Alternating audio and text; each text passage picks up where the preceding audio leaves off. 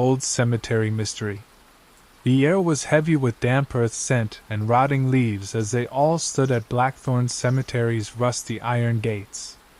The moon, a silver sliver, barely broke through cloudy skies above, sending boxcar spears of shadow over the rough ground. Ethan, de facto leader, readjusted his backpack as his flashlight flickered over peeling paint on the gate. This was his suggestion, a challenge born in late-night tellings over crackling campfires. Blackthorn, deserted for decades, was legendary in their town of Haverford. Whispers went of restless ghosts, of voices on the wind, of movement without form. Ethan, a cynic even among friends, wanted to show it all to be nothing but words. The others, Lila, Marcus, Sophie, and Noah, had come along, although their faces now expressed differing stages of uncertainty. She gripped her jacket with white-knuckled fingers, her dark eyes sweeping over the lines of worn gravestones behind the gate. She'd been told stories by her grandmother about a groundsman who disappeared in the 1920s, his lantern still visible on moonless nights.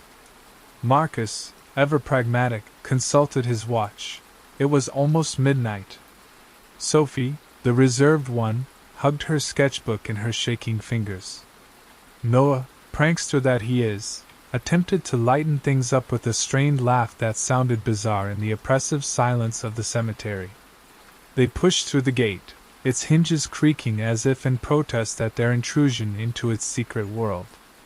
The path that lay ahead was overgrown, roots sprawling over its surface like skeleton fingers. Ethan went first, his flashlight illuminating its path through the dark, picking out faded lettering on stones. Beloved mother. Gone too soon. In eternal rest. The words seemed bitter and mocking, as if the earth itself belied the promise of peace. They made their camp in a small clearing close to the center of the cemetery, in front of a gnarled and ancient oak whose branches writhed up towards the sky like claws. Sleeping bags were unfolded and laid out, a small battery lantern lit up, and they sat in a circle, silence pressing in upon them. It began quietly, a rustling in the shrubs, too calculated to be the breeze. Lila caught her breath and held still. "Did you hear that?" she whispered. Ethan raised an eyebrow and shrugged it off as an animal, but Marcus glanced toward the darkened areas with an uncertain look on his face. Noah said it might have been a raccoon, but his tone wasn't convincing. Sophie, drawing the oak, hesitated as her pencil hovered in the air. "I thought I saw it move," she whispered, and she pointed at a group of graves. The group followed her stare, their flashlights cutting into the space, but nothing moved. "Just wind," Ethan said, even though the air remained quiet. As night descended, the cold deepened, their breathing visible in the light of the lantern.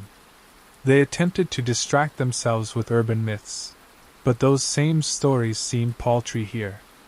Marcus proposed that they venture out, but Lila hesitated. Her grandma warned her about disturbing hallowed ground late at night. Ethan dismissed it as superstition and rose to his feet, gesturing for the others to accompany him. Reluctantly, they trailed behind him, their footsteps absorbed by the wet grass. The cemetery appeared to move around them, the gravestones crouched closer, as if to eavesdrop. Noah stumbled over a root, his flashlight cracking against a marker. The noise bounced back at them, abnormally loud, and for an instant they could have sworn they heard an echo, a low, rasping hum that wasn't their own. They arrived at a sunken mausoleum, its door cracked and overgrown with moss. The air here seemed heavier than before, as if a weight upon their chests. Sophie followed with her fingers the faded name above the door, Ebenezer Holt. The name gave her a shiver, although she couldn't explain why. Marcus directed his light into the interior, illuminating a steep staircase leading into shadow. Ethan stepped bravely ahead despite Lila's attempt to hold him back. "Don't," she urged. "Something's wrong." Her voice shook, and Ethan's resolve faltered for the first time. He took a step backward, but they heard it, a whisper, almost imperceptible, from below. It wasn't words per se, but a sound that sounded alive and hungry. They returned to their camp, their hearts racing. The lantern flickered despite being kept fresh with batteries. Noah attempted to be funny, but his remarks went flat. Sophie held onto her sketchbook tightly, her drawing of the oak tree now sullied by a shadow she couldn't recall drawing. Marcus glanced at his watch once more. Only an hour had gone by, but it seemed an eternity. Lila gazed into the dark night, her grandmother's words going over and over in her head. "We shouldn't be here," she muttered. Ethan opened his mouth to protest, but a shadow passed at the periphery of their illumination, too tall and too narrow to be human. The group held their ground, their flashlights jiggling about wildly, but the apparition was gone. Or never existed at all? The night wore on, and the cemetery encircled them more closely now, its silence watchful and not empty. They huddled together, their sleeping bags a fragile defense against cold, and whatever more might be out beyond their light. The rustling grew closer, round their encampment now. And then out of the direction of the mausoleum appeared the whisper again, louder, clearer still, as if calling their names. The whisper from the mausoleum still echoed in their ears, a sound that seemed to crawl along their skin. The friends sat tense, their lantern making their shadows writhe along the tombstones. Ethan held his flashlight wide-knuckled, his bravado earlier crumbling. "What was that?" he whispered, his words almost a breath. Lila shook her head, her fear widening her eyes. "I warned you," she whispered. "We disturbed something." Marcus, always reasonable, tried to say it was the wind resonating up through the mausoleum's staircase. But even he wasn't sounding so confident. Sophie hugged her sketchbook, her fingers smudging the shadowy form she'd made an attempt to draw. Noah went white and mumbled, "That wasn't wind." The rustling grew more distinct, no longer far away but close up, as if whatever stirred lurked just beyond their beacons of light. The friends swept their flashlights, but the beams caught nothing more than graves and twisted roots. The earth throbbed with an electricity, as if just before a storm, but the sky above remained calm. Sophie's voice shook as she whispered, "It's as if the cemetery's alive." Her words hung in the air, and nobody replied for a moment. Then out of the dark came a second noise, a slow, beat-like tapping, as fingers beat upon stone. It came from towards the oak tree, whose branches creaked softly in spite of the stillness in the air. Ethan rose to his feet, his flashlight trembling. "We have to go take a look at it," he said, but his voice wasn't firm. Lila caught his arm. "Are you insane? We have to get out of here." But Marcus pointed out the glaring fact. They were far from town, their car miles distant beyond the cemetery gates. Getting out now required crossing whatever lurked out there along the dark, tangled pathways. Noah proposed waiting it out till daylight came, but tapping grew faster and more urgent, accompanied by an even fainter hum, as if a score of whispered voices too quiet to hear. They went to see just to rule it out. They stepped together as a group, their flashlights illuminating the earth, the oak appearing larger with every step. The tapping ceased as they approached, replaced with a silence so profound it could almost be touched. Sophie pointed to the trunk of the tree, where half buried in the ground sat a small, cracked headstone. The name did nothing but stand out as illegible, eroded by time itself, but fresh scratches defaced its surface, deep, angular lines that hadn't been possible hours earlier. Marcus crouched, his fingers resting above the marks. "These are new," he said behind clenched teeth. Noah took a backward step, mumbling about animals, but the scratches were too calculated, too deliberate. Lila's breath caught up. "Look," she whispered, her finger extended towards the ground. Their beams fell upon footprints, not theirs, going around the tree. They were bare robots, barefoot and irregular, disappearing into nothingness. The prints were deep, as if created by someone, or something, massive. Ethan's heart thudded. "We didn't make those," he stammered. Sophie shivered and hunched over her sketchbook, its pages now littered with hasty drawings of shadows and eyes. The humming returned, more intensely now, and they could hear words now, faint but sinister sounding. "You woke us." Panic took over. Noah said to run, but Marcus caught his arm. "Stay together," he whispered. They retreated towards their camp, but the cemetery appeared to roll and shift, the path turning in directions it never had before. The lantern flashed once more, its light faltering. Lila's words came out as a whimper. "We shouldn't have come here." Her grandma's words cycled through her mind, "Never disturb the dead." Sophie stumbled on a rock, her sketchbook opening to a drawing she couldn't recall making, a blur of eyes from the shadows.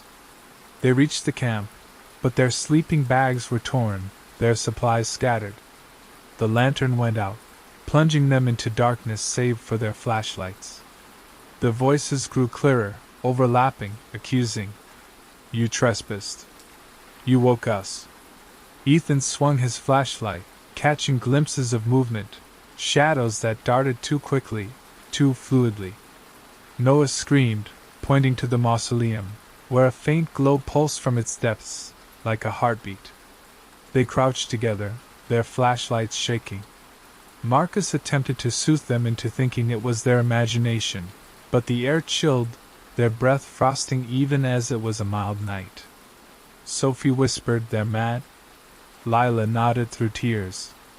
"We need to fix it," she whispered, "but how?" The voices grew louder and closer, and the shadows enveloped them, their figures unclear but tangible. The cemetery came alive and caught them as its own prey. The mausoleum glowed steadily now, its eerie illumination writhing across gravestones. Friends huddled together in their destroyed camp, their flashlights barely penetrating the encroaching dark. The voices never let up, a mad whirlwind of whispered accusations that assaulted their brains. "Invaders. Desecrators.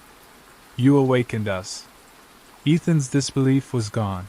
His face white, he held Lila's hand in a desperate grasp.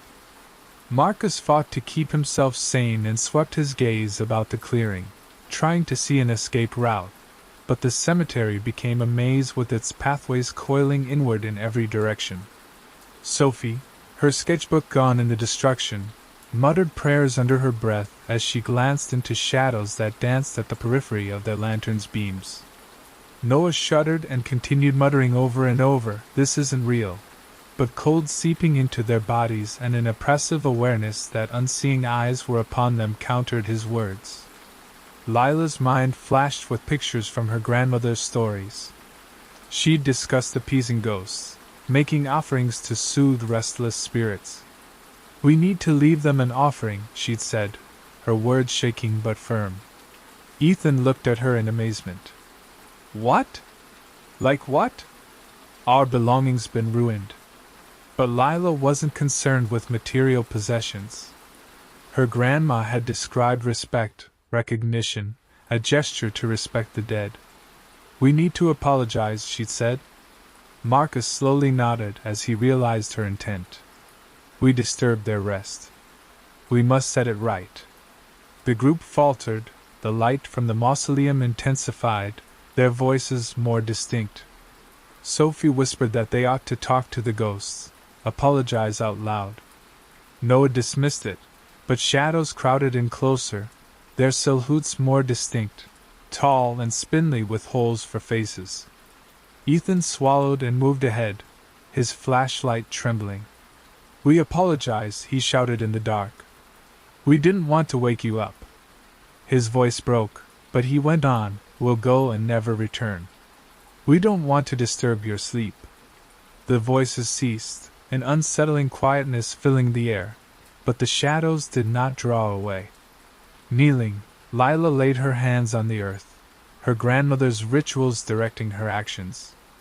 "We apologize to you," she said more solidly now. "Forgive us." Depart now, please. She invited others to stand with her, and hesitantly they complied, kneeling in wet grass, foreheads bowed. Marcus parroted her words, followed by Sophie, her tone quiet but genuine. Noah stuttered an apology through clenched teeth. For an instant, nothing occurred. The glow pulsed, the shadows towered over them, and the friends held their breath in anticipation of disaster. Then, ever so slowly, the voices softened into words less accusatory, more sorrowful.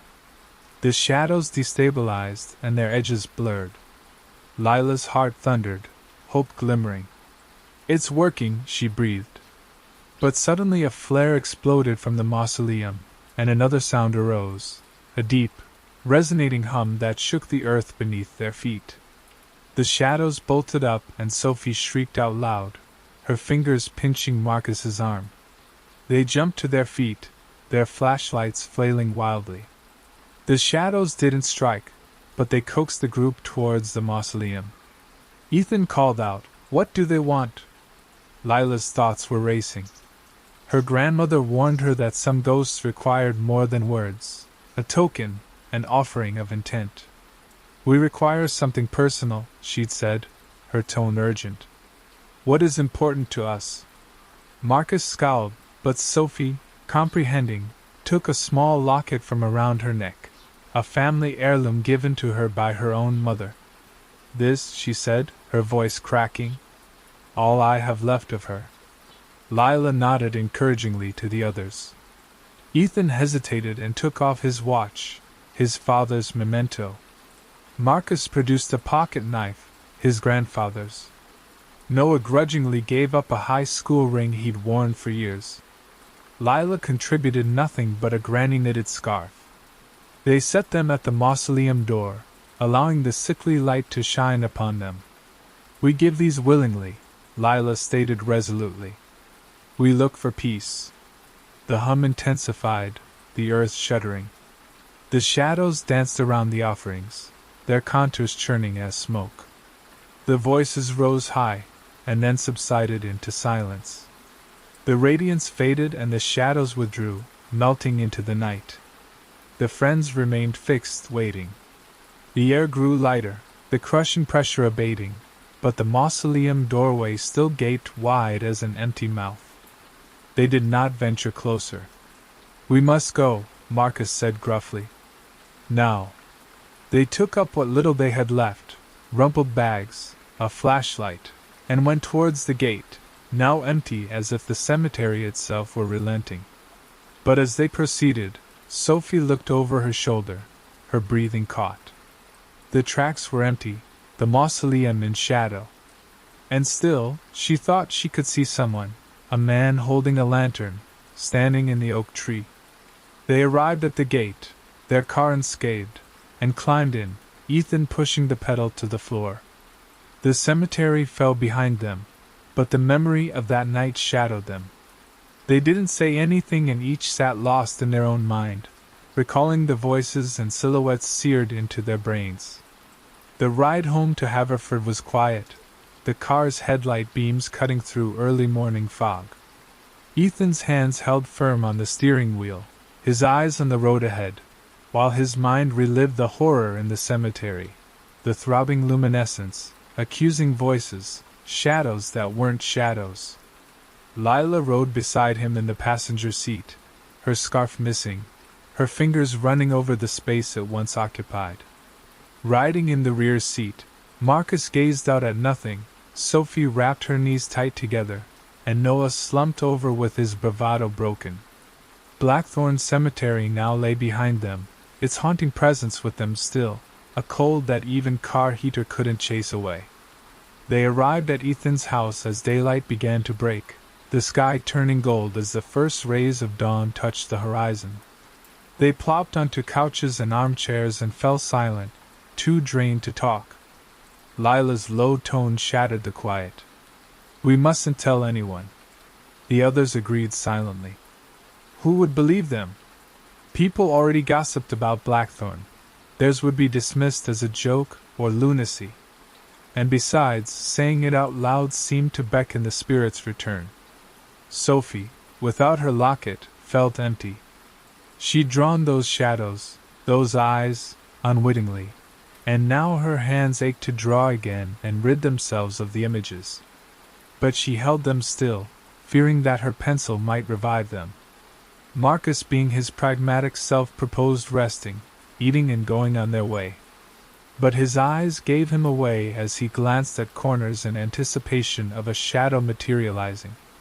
Noah, white-faced still, grumbled about nightmares while his missing rings served as reminder. Ethan, who'd ridiculed supernatural happenings, now doubted all things. He kept glancing at his wrist as his missing watch became an open sore. Lila went to visit her grandmother that afternoon, hoping for answers. The old woman listened gravely as Lila described the night, censoring the worst details. "You were silly," her grandmother said, "but fortunate. The dead do not always forgive." She went on about Blackthorn's past, a groundsman, Ebenezer Holt, who had tended the graves with devotion till he disappeared, his ghost tethered to the earth. He protected the dead, some said, and punished those who crossed over into their domain. Lila shuddered thinking about the lantern figure Sophie had seen. Her grandmother pressed into Lila's palm a tiny charm, a braid of herbs and thread. "Keep this close," she warned. "It'll keep you safe." At home, friends tried to get back to normal. Ethan immersed himself in schoolwork, but math equations became a blur and were replaced by visions of the mausoleum's brightness. Marcus shunned dark spaces, sleeping with a lamp on beside him. Sophie gave up drawing, her pencils unused, her sleep haunted by peeping eyes. Noah, previously always clowning about, became reserved and flinched at loud noises. Lila carried the charm with her, its heaviness comforting, but she could feel the cemetery's gravity as if it beckoned for her return. Days passed into weeks, and the after-effects remained. Ethan caught his image out of place, his eyes too darkened. Marcus discovered marks on his door, subtle and deliberate, similar to those on the headstone. Sophie's sleep became restless and her nightmares full of whisperings. "You awakened us." Noah could have sworn he saw someone in his backyard with a lantern, disappearing when he blinked. Lila experienced being watched, her charm radiating warmth at unexpected times, as if keeping something at bay close behind her. They reunited, sharing stories, their terror revived. They proposed going back to Blackthorn, not to reside, but to pacify the spirits. The notion frightened them, but living with this haunting was less desirable. They prepared extremely well, taking flowers and candles as gifts and symbols of respect. Lila's grandma sanctified their plan and cautioned them to remain outside the gates. At sundown, they stood in front of Blackthorn again, their gates as rusty and ominous as ever. The air was quiet, the headstones mute. They left their offerings on the gate, whispering softly, "We reverence you. We desire peace." Lila lit a candle, its burn steady against the wind. They paused, hearts thumping, but no words were heard, nothing stirred in the shadows. The charm in Lila's pocket remained cold. After 60 minutes they departed, the cemetery quiet, its threat latent. But the tale didn't end. Ethan researched Blackthorn and discovered records of missing hikers, strange lights, and Holt's vanishment. Marcus practiced meditation to try and be peaceful but never could get rid of the sensation that he was being watched. Sophie picked up drawing again, but her drawings grew dark and full of eyes and shadows.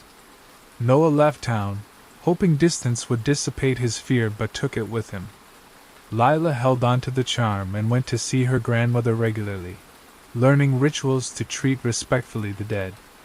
Blackthorn stood empty, its gates sealed, its mysteries interred. The friends never came back, but the cemetery's imprint remained, a testament that some locations are best left alone. Years went by, but Blackthorn Cemetery never lost its hold on friends' imaginations. They dispersed, broken up by college, work, and life, yet the night they spent among graves held them together in a scar. Ethan became a historical scholar, his interest in Blackthorn leading him to research abandoned locations, even though he never went near again.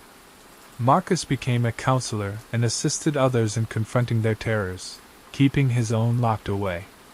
Sophie became an artist and received recognition for her haunting work based on that night, never speaking about its origins. Noah lived far away in a different city and shunned cemeteries, his humor a defense mechanism.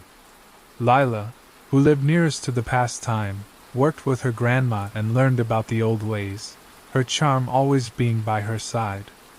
Haverford's rumors about Blackthorn intensified based on reports, hikers reporting hearing voices, flashes in the trees.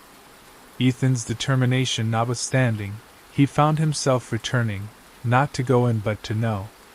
He reached out to the others, offering a gathering, but not at the cemetery, in town, to discuss what they discovered and maybe achieve finality. They consented, though unease tinged their responses.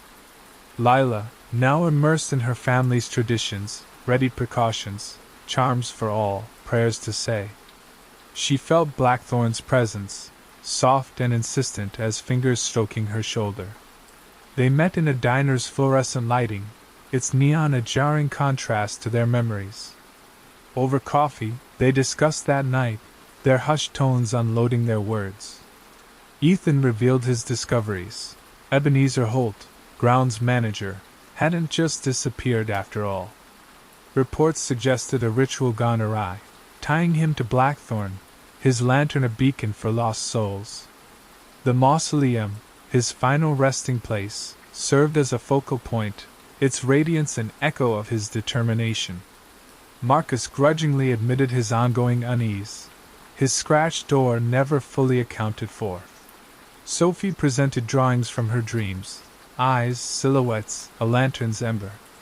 Noah admitted he'd seen Holt's form twice more, always at dusk, always gone without warning. Lila explained her grandmother's teachings. Holt wasn't evil, but watchful, his ire evoked by disrespect. They discussed going back, not to trespass but to pay respects to Holt and the dead. Lila believed it necessary, a final act to break Blackthorn's grasp. Her frail but feisty grandmother had cautioned her, debts left unpaid tend to remain. They went about it methodically, opting for noon, when the spirits were at their weakest. Lila made offerings, hand-woven strands, herbs and prayers blessed candles. Each contributed a personal token, small yet significant, to leave at the gate. They approached Blackthorn at noon when the sun is high and the gates aren't so sinister in broad daylight. The air is warm and the tombstones quiet, but the friends do feel the cemetery's presence, a lingering shadow from that night.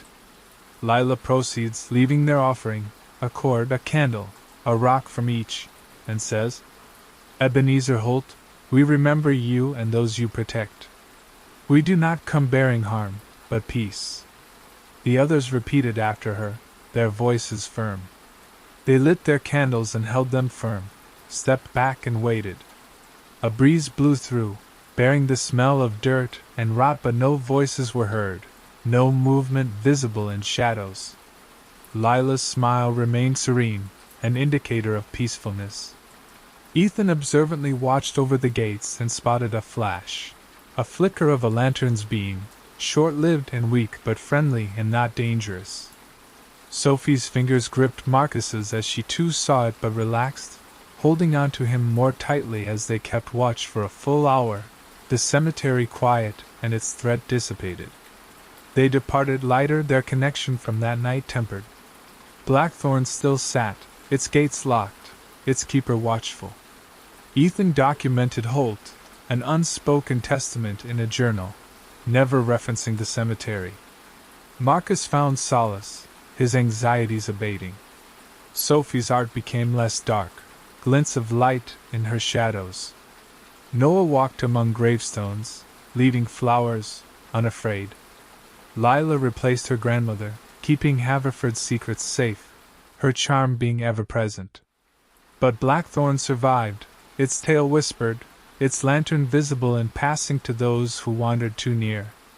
Holt, immortal, kept his watch, forgiving but never forgetting, a warning to everyone: treat with respect the dead, or arouse their ire. The Forgotten Toy. Eliza's sneakers scraped against the warped boards covering the attic's creaky floor, sending dust swirling into the angled beams of sunlight that filtered through the single grungy window. The scent of mildew and things left behind filled her lungs, weighted with years' accumulation. She wasn't allowed to be up here at 11.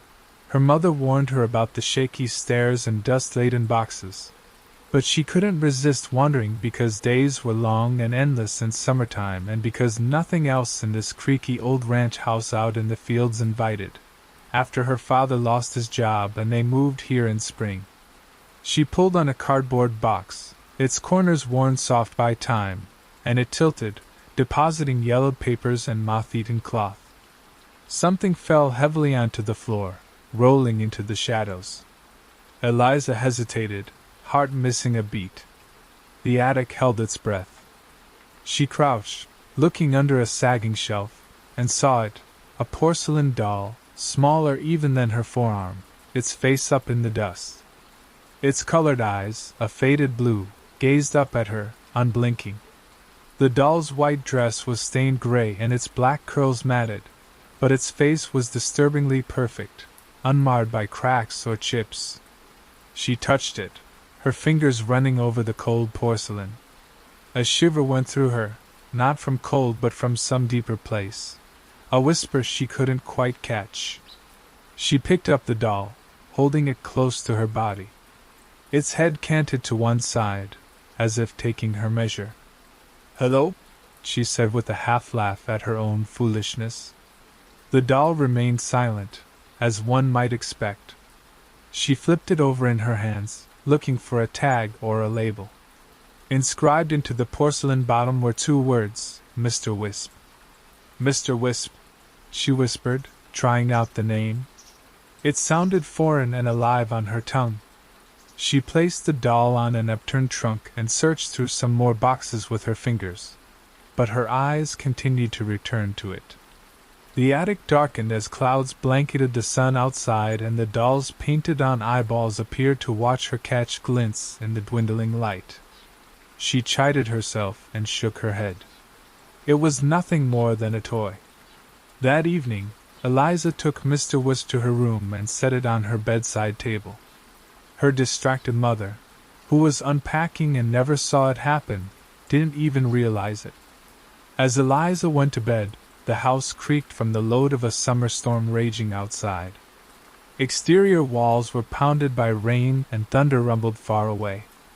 She eyed the doll's dark shape as it contrasted against flashing lightning.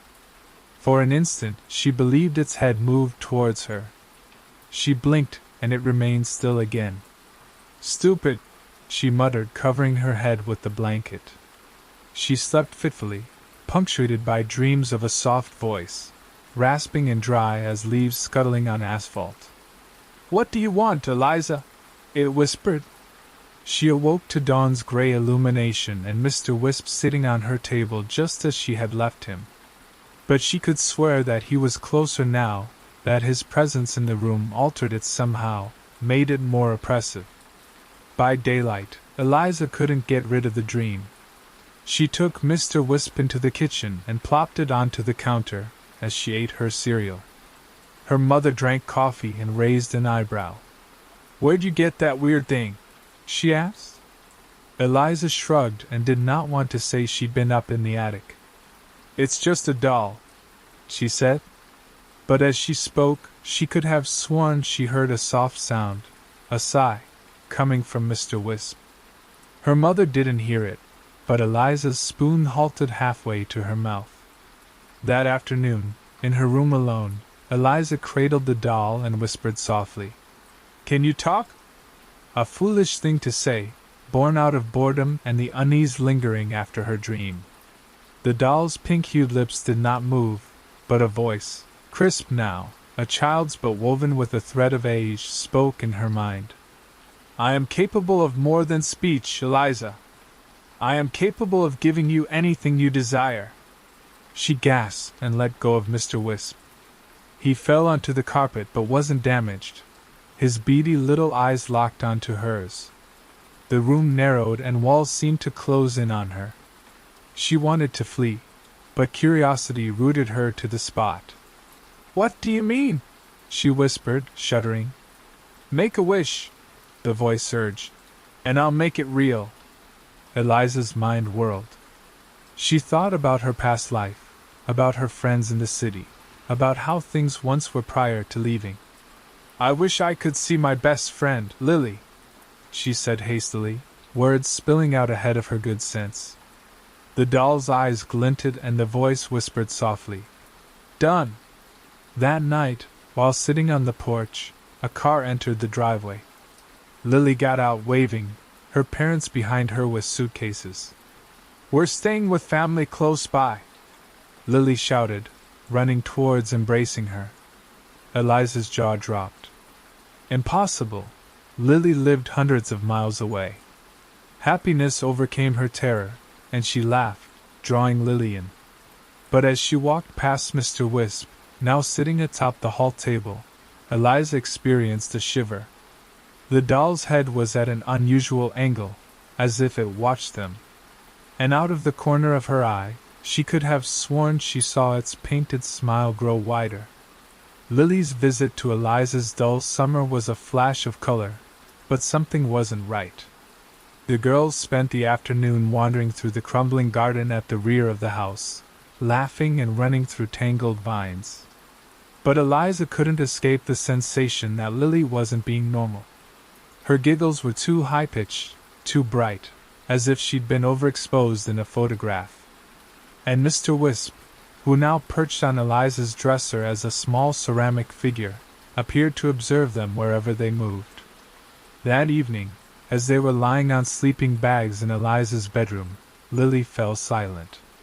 The storm rolled in again, rain pounding against the roof, and static filled the air. Do you ever get that feeling that something's wrong? Lily whispered into the ceiling. Eliza's stomach churned. What do you mean? She said, peeking at Mr. Wisp. The doll's eyes shone in the dark, even though there oughtn't be any illumination reaching them. I don't know, Lily said quietly. Like, I shouldn't be here. Eliza tried to shrug it off with a laugh, but words caught in her throat. She recalled her wish, the sound of the doll's whisper, how its smile appeared to stretch.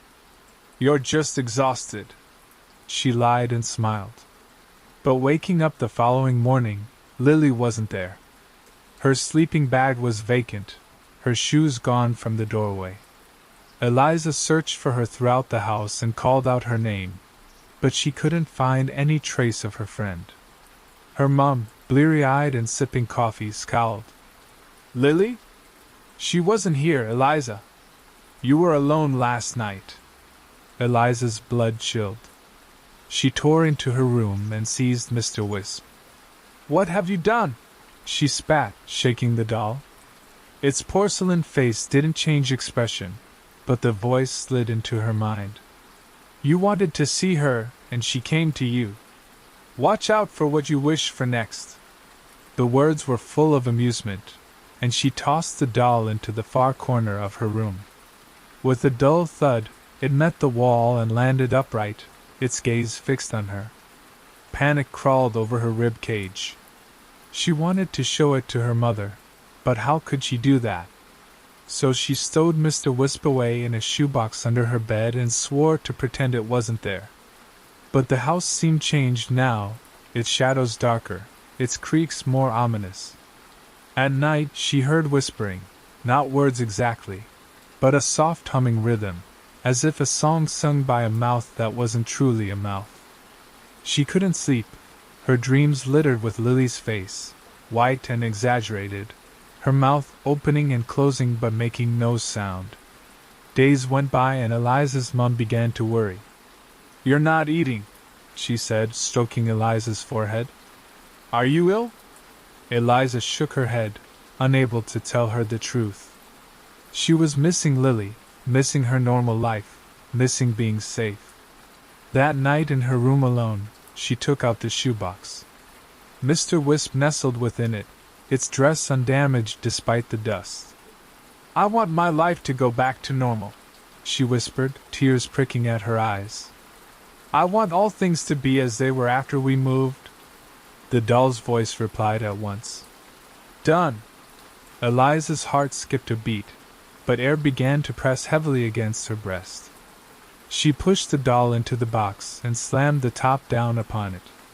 That night she dreamed that she was living in her old apartment in the city, laughing with her friends and her father's old job. But the dream distorted. Her friends' faces melted away and their eyes were smooth, painted porcelain, and her father's voice became that of Mr. Wisp whispering softly, "You can't go back." She awoke to an empty house. Too empty. She raced downstairs and called for her mum, but found nothing but vacant rooms and bare walls, as if she and everyone else who ever dwelled here didn't exist. The driveway was empty too. Her mum's car was nowhere to be seen. Eliza's legs gave out underneath her. She staggered upstairs to her room and flung the shoebox wide. Mr. Wisp sat bolt upright, and its head canted over to one side. "You wanted your old life," said the voice. "This is how it starts." Eliza shrieked and flung the doll against the wall. It wouldn't shatter. It never shattered. She went out into the night and pounded on the door at the house beside hers, but it wasn't opened. The road was vacant, the windows dark as if all of existence had been evacuated. She went back into her room with the shivers and discovered Mr. Wisp again in its box, its grin even greater now. "Make another wish," it said quietly. "Repair it." She wanted to burn it up, destroy it, but she couldn't do it out of fear. What if making it worse? She buried it in the garden, piling dirt over it so her fingers were smeared and bleeding. But as she made her unsteady way into the house, she heard it, a soft, rasping whisper from under the dirt. "You can't leave me, Eliza." She grabbed her fingers over her ears, but it was within her head, irremovable. She spent that night wide awake, her gaze fixed upon the ceiling. The house seemed to be alive, its walls vibrating with some uncharacteristic rhythm she couldn't identify. She kept remembering Lily, remembering her mother, and remembered the life she'd left behind. And then she heard it in the dark, creaks in the boards and a soft drag as something moved over wood. Her door groaned as it opened, and in the moonlight she saw Mr. Wisp, its ceramic face aglow, its eyes blazing with an ancient and ravenous fire. Eliza pressed against the wall, her breathing short and quick, as Mr. Wisp entered through the doorway. Its porcelain limbs were never supposed to move, and yet they did so now, stiff and deliberate as if jerked by an invisible string. The doll's head canted into a curious pose as its painted eyes glared into her own. "You needn't be afraid," whispered the soft, mocking tone. "I give you only what you desire."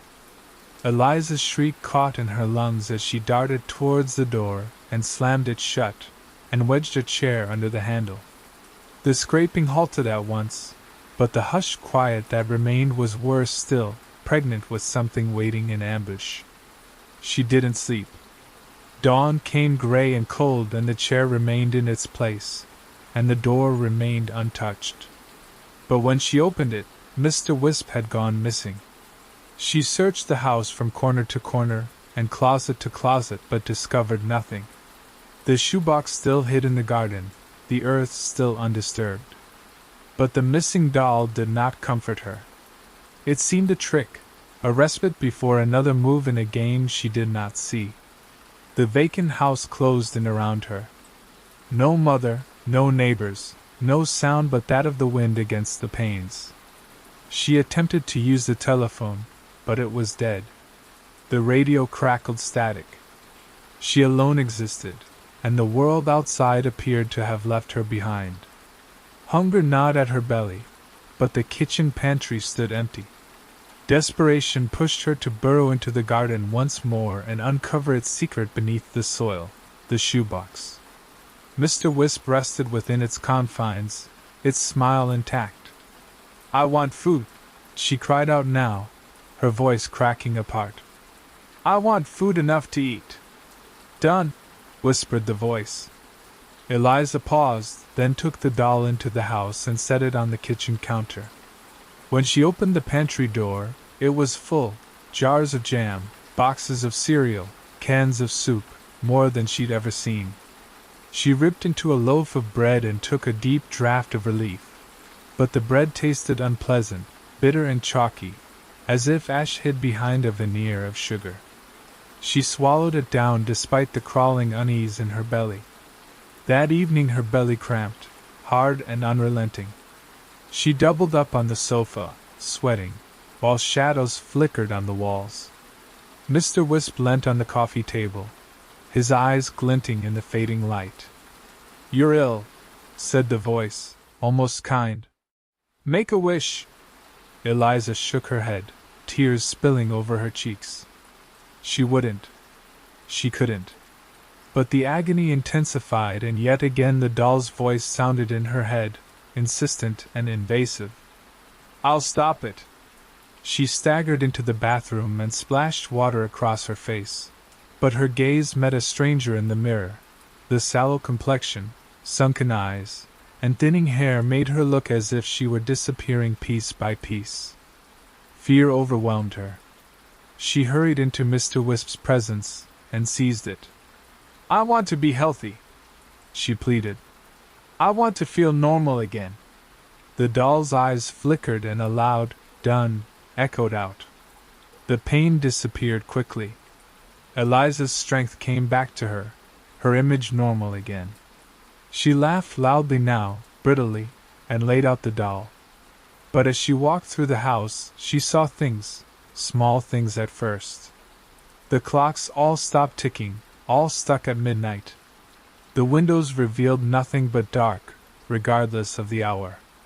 And her shadow, cast by lamplight, wasn't hers. It was shorter and sharper, with curly hair and a skirt like Mr. Wisp's.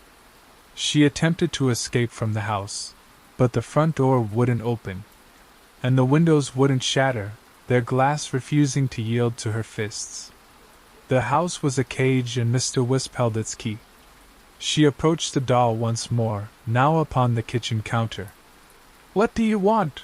she demanded. The reply came slowly and deliberately. "I am whatever you need, Eliza. I provide for you whatever you desire. But every desire is paid for." "Whatever price?" she whispered.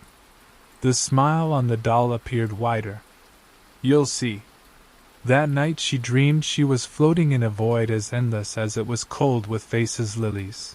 Her mother's, her own, their mouths wide with soundless screams.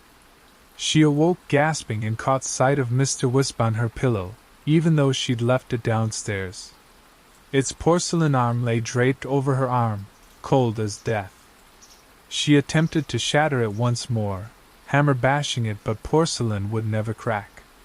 She hurled it into the hearth, but the fire wouldn't burn it. Each time it returned intact, its eyes taunting her. The house chilled, walls appearing to throb, and the shadows creeping when she wasn't paying attention. She heard footsteps at night, not hers, orbiting her room. And always the doll's whispering, "Make another wish." Eliza's determination faltered. She couldn't do it alone. She needed assistance. But who? Lily wasn't here. Her mother didn't exist. She thought about her father, alone in the city, his late-night shifts. Perhaps he could rescue her. She hugged Mr. Wisp and whispered, "I wish my dad were here." The voice mocked her with a chuckle that resounded low and black. "Done." The air changed and a knock came at the door. Eliza's heart leapt up. She ran to it and threw it open, but it wasn't her father standing there. He wore her father's face, his voice, but his eyes were all wrong, painted on, blue, never blinking, as Mr. Wisp's were. Eliza, he said, entering. I'm home. The door slammed behind him, and the doll's giggles echoed through her mind. The figure who resembled Eliza's father navigated his way through the house with an intimacy that unnerved her. He whistled a song her father used to sing, plugged in the kettle and left it on the stove, and inquired about her afternoon.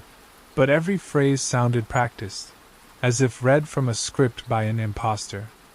His eyes, those painted on, still eyes, never voluntarily left her gaze, and his smile came too big and too rigid, too similar to Mr. Wisp's smile. The doll itself remained on the kitchen table, its head canted as if watching over everyone. Eliza remained at arm's length, her shoulder against the wall. "Where is Mom?" she quavered. The man's head swiveled towards her, his smile shaking for an instant. "She's fine," he replied too hastily. "She'll be right back." But his tone rang false, and Eliza knew he wasn't telling her anything but lies. She wanted to flee, but the house was a cage and its doors and windows locked. And Mr. Wisp's words echoed in her head. "You wanted him. Be thankful." She attempted to be normal and nibbled on the dinner he'd made, burnt toast and watered-down soup, nothing at all like her father's cooking. The food landed with lead weights in her belly, and she could feel his gaze upon each bite she took, his head canted to an unnatural degree. "You're so quiet," he said with that smooth tone. "Tell me what is wrong." Eliza shook her head again and glanced over at Mr. Wisp. The smile on the doll's face appeared to throb, and she swore its porcelain fingers moved. She barricaded her door with a dresser and gripped a kitchen knife that night, but she couldn't sleep. The man's footsteps creaked through the house, slow and measured, stopping outside her door. She heard him humming, the song warbling into discord as a music box runs down. And then, a faint whisper from Mr. Wisp. "He's what you wanted, Eliza. Why aren't you happy?" By dawn, the footsteps ceased, but the man sat waiting in the kitchen beside Mr. Wisp. "You didn't sleep," he said, his eye glinting. "You need to get some rest." Eliza stepped backward, keeping the knife behind her back. She must reverse this, correct her error.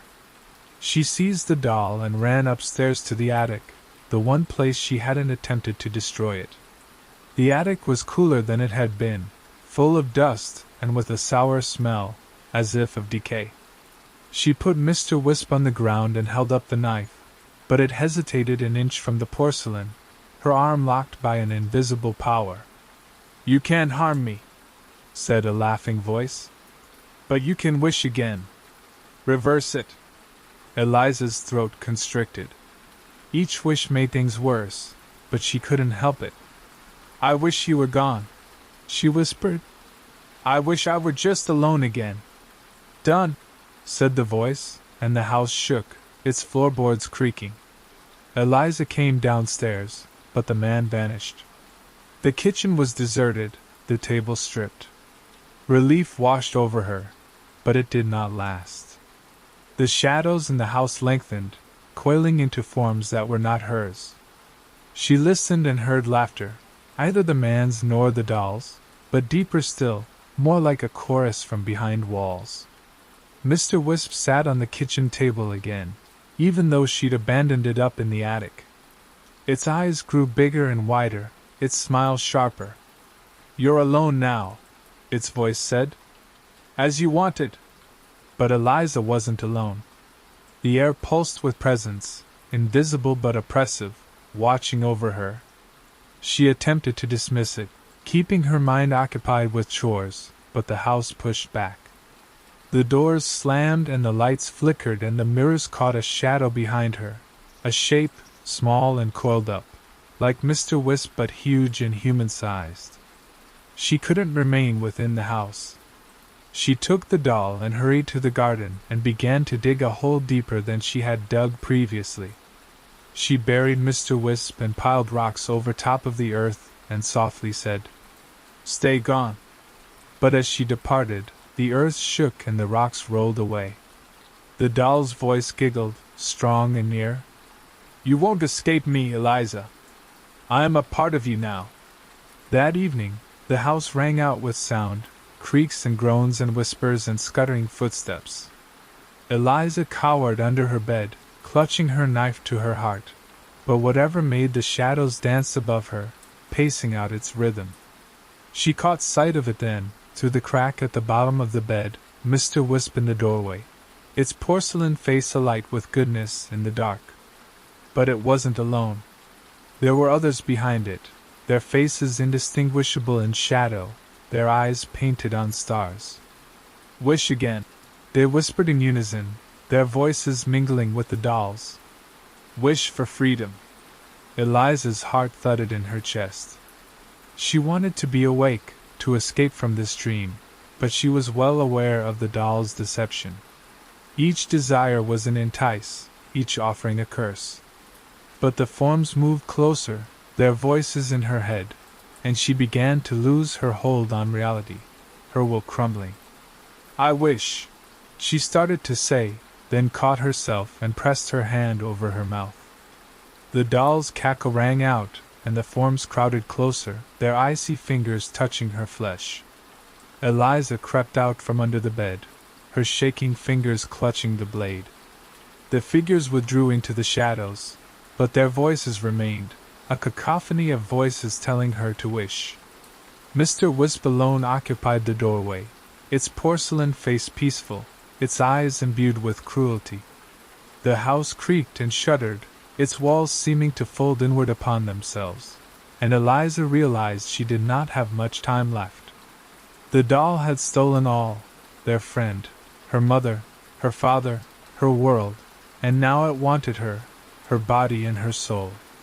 She stepped backward into the corner, knife in hand, but the doll's voice didn't relent. You can't fight me, it said. I am your desires, your terrors, your truth. Wish and be free. Eliza's mind whirled. Each wish had distorted upon her, further nourishing the doll's power. She recalled Lily's vanishing, her mother's absence, the impostor father, the poisoned food, the night that never ended. The doll wasn't making wishes, she was devoured by it, piece by piece, through her own actions. She recalled what her grandmother used to tell her, years earlier, about old objects and cursed objects. They feed on what you provide them, she'd cautioned. Starve them, and they lose their power. Eliza's gaze grew hard. The doll fed on her desire, her terror, her desperation. What if she deprived it of what it craved? What if she didn't wish at all? I won't wish, she said, her words firm even as terror raked its claws through her chest. The doll's smile wilted, its eyes narrowing into a cold glint. You will.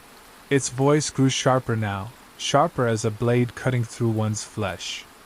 The figures in the shadows stirred and resolved into distorted forms of Lily and her mother and father, their faces porcelain smooth and their mouths open in silent cries. They moved towards her, and she stood firm despite their cold fingers and sharp edges. I desire nothing, she said loudly for once. The house creaked and shuddered, electricity crackling through the air. Mr. Wisp's head shook violently, its porcelain cracking for the first time and a faint crack appearing in its Cheekwatson's eyes grew hard. You can't! But Eliza kept going, her own voice increasing in pitch. I desire nothing. I want nothing from you. The figures screamed, their forms crumbling to dust. The walls throbbed, shadows withdrawing, and Mr. Wisp's crack broadened, its eyes fading. Eliza gained a burst of strength, her hand holding firm on the knife. She struck, thrusting it into the doll's chest. This time it did not halt her. The porcelain shattered and exploded into fragments on the floor, and the voice shrieked out, a sound that ripped through her mind and faded into nothingness. The house quieted. The air grew lighter, shadows now normal. Eliza fell to her knees, crying, the knife dropped to the ground. She waited for it to come back, but it did not. The broken pieces remained static, dead, their colored on faces dull. She picked them all up and buried them in the garden deeper than previously, beneath a stack of stones. Days went by, and the house was different now, warmer and lighter, but empty. Eliza discovered food in the pantry, actual food, and daylight filtered through the windows once more. But her mother did not come back, and neither did Lily nor her father. The phone rang through, but she could get nobody on it. She alone lived now, but she lived, and the doll was gone. At least so she believed. That night, as she sat at the kitchen table, she heard it, a soft scratching, fingernail against wood, upstairs in the attic. Her heart halted. She took a flashlight and went upstairs, her legs shaking.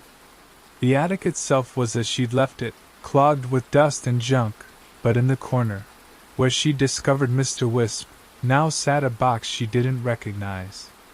Small and wooden and without a lock and vibrating with an almost living energy, as if whatever was enclosed within it was alive. She wanted to burn it all down and flee, but she couldn't. If she pretended it wasn't anything, it might become stronger. Trembling fingers opened the box. There wasn't a doll. It contained a toy, a wood figure with a smile carved into its face and dark paint in its eyes. It didn't twitch, didn't say a word, but as Eliza looked at it she could feel it, a whisper, even in her marrow and not in her ears, and it grew and grew. "What do you want?" it said. Eliza slammed the box and hurled it into the fireplace. She watched as it caught fire and devoured it. The house was quiet now, but she knew that wasn't all. The doll and the puppet were one thing, more were waiting, in the attic and in the shadows and in the places that memories and things forgotten clung to. She'd won this round, but they'd return and she'd need to be ready.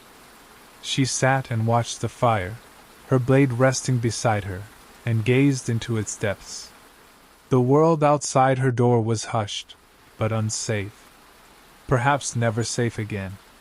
But Eliza wasn't the child who'd discovered Mr. Wisp anymore. She'd hardened, sharpened, and learned a hard truth. Some wishes that might be better left unmade and some playthings that might be better left forgotten.